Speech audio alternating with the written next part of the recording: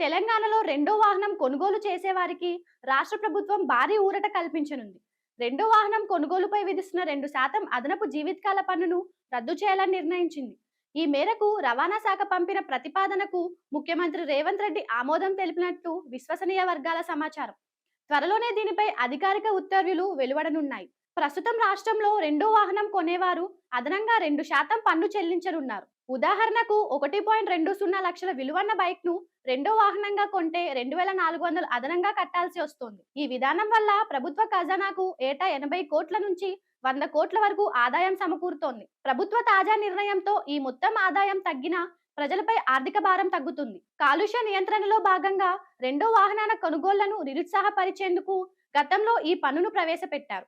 అయితే చాలా మంది ఈ పన్నును తప్పించుకోవడానికి తమ కుటుంబ సభ్యుల పేర్ల మీద వాహన రిజిస్ట్రేషన్ చేయిస్తున్నారు.